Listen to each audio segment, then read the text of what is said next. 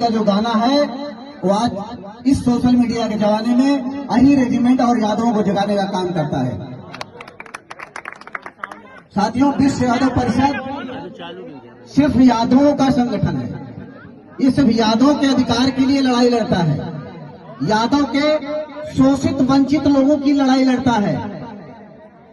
और अगर इस सरकार हो या इसकी पहली की सरकार रही हो, उन लोगों ने कहीं न कहीं यादवों का शोषण किया है।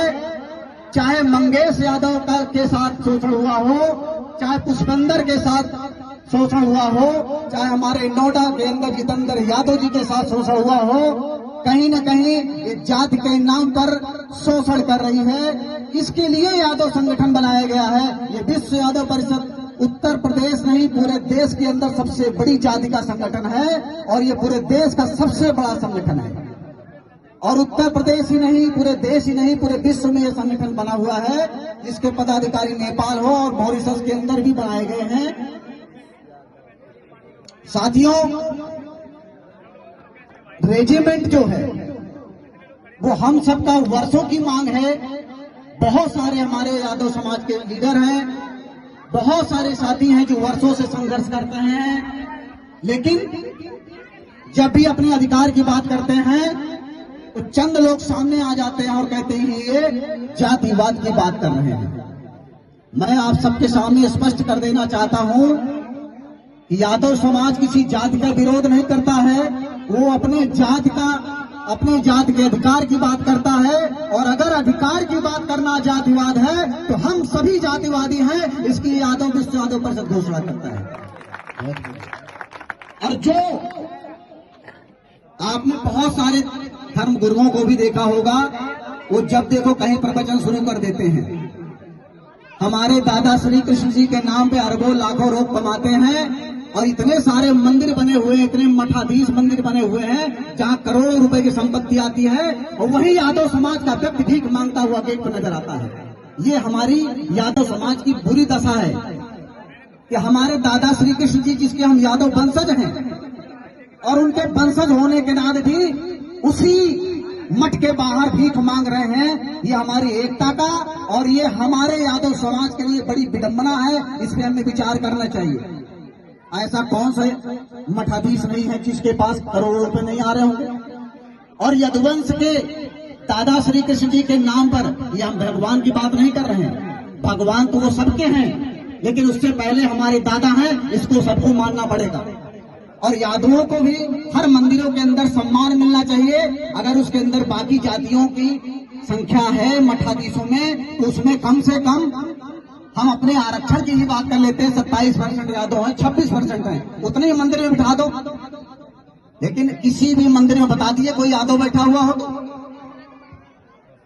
और जब सरकार से उसके अधिकार की बात करो, यादव अपना अधिकार मांगता है, तो सबसे पहले हमारे समाज में ही ऐसे लोग हैं, हमारे समाज के ऐसे नेता हैं जो सोचते हैं कि अगर मैं खुलेआम बोल दूंगा तो क्या पता मेरा अदर जातियों का वोट कट जाएगा, इसकी वजह से भी नहीं बोलते हैं। बहुत सारे ऐसे लोग हैं वो खुलकर मंच पे नहीं आते क्योंकि क्या पता हमारे इंस्टाग्राम या यूट्यूब पे फॉलोअर्स कम हो जाएंगे, इसकी वजह से भी नहीं आते हैं।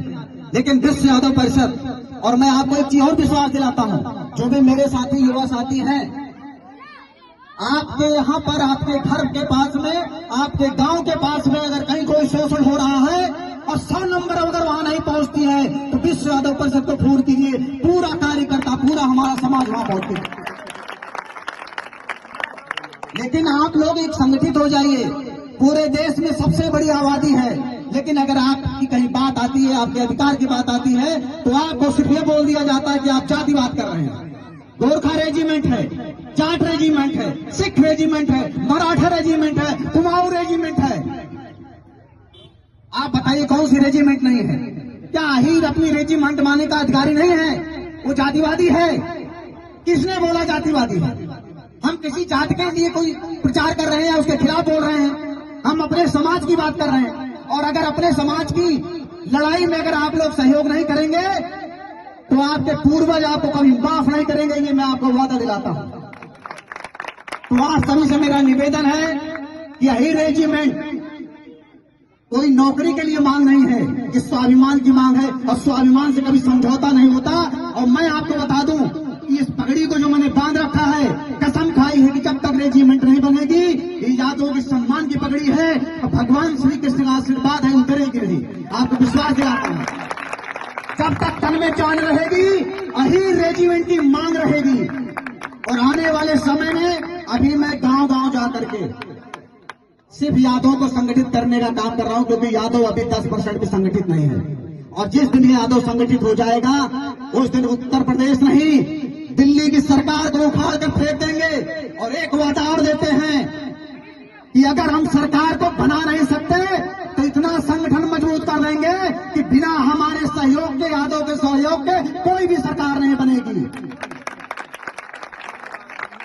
आप सबके बीच में मैं इसलिए जगाने के लिए आया हूं, मेरे पास एक्स्ट्रा टाइम नहीं, मैं भी बिजनेसमैन आदमी हूं, मुझे कोई चुनाव नहीं लड़ना है और ना मैं आपको चुनाव लड़ाने का भरोसा दे रहा हूं। लेकिन इतना विश्वास दिलाता हूं कि अगर आपने संगठन को मजबूत किया और आपने हमारा साथ दिया तो बिना आपके सहयोग से कोई न विधायक बनेगा न कोई सांसद बनेगा, ये वचन देके जाता हूं आपको।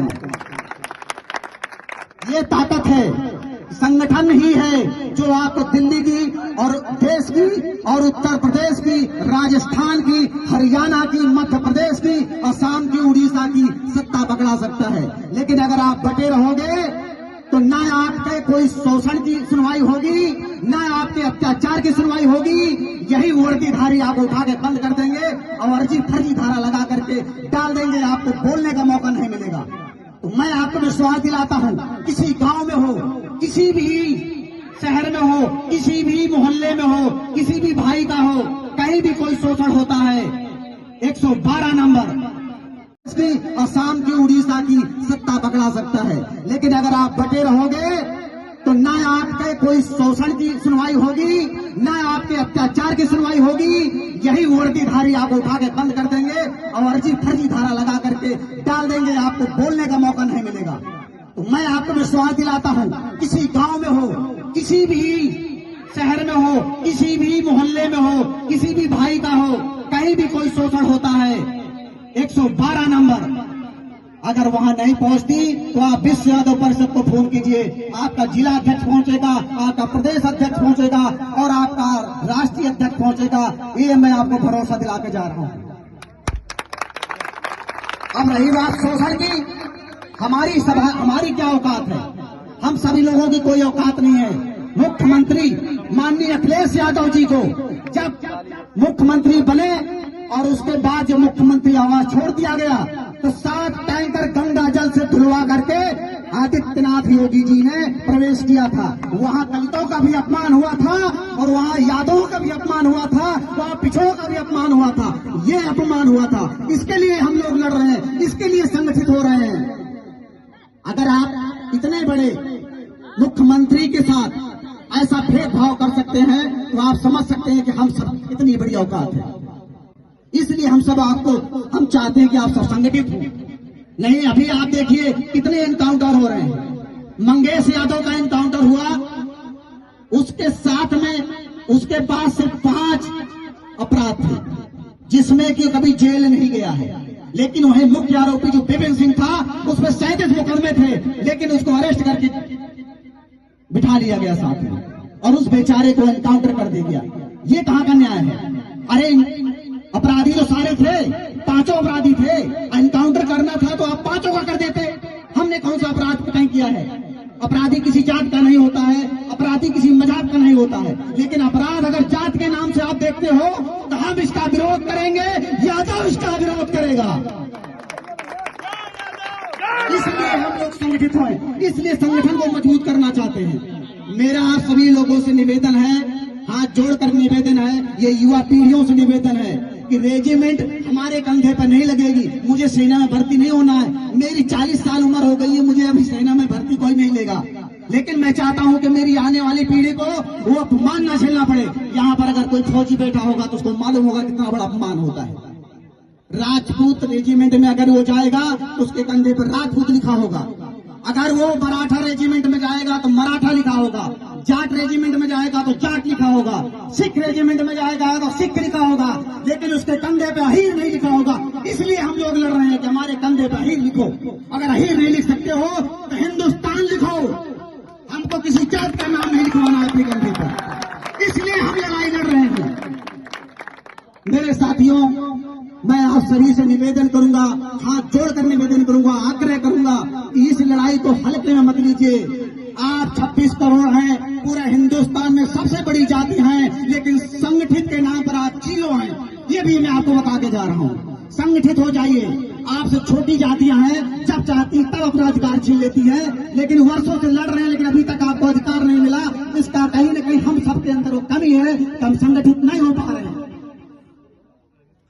मैं आप सभी को पुनः इस कार्यक्रम में आने पर सभी का धन्यवाद दूंगा।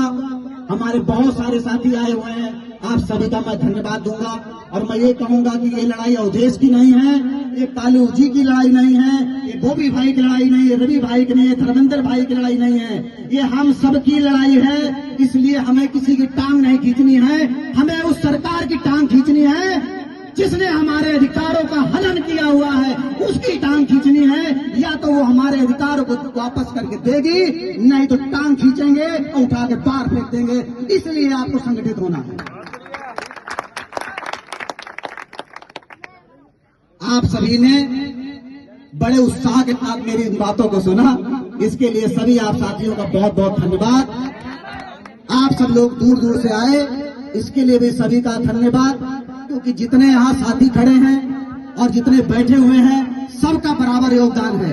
उसमें अवधेश यादव नहीं कि राष्ट्रीय अध्यक्ष आ गया तो उसका सबसे बड़ा योगदान है।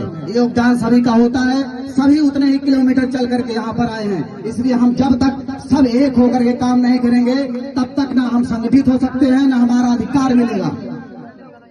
आप सभी का मैं बहुत बहुत धन्यवाद करता हूँ।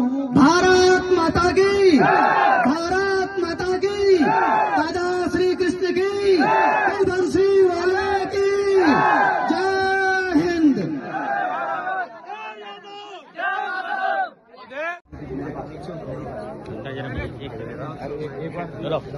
स्वागत कर लो।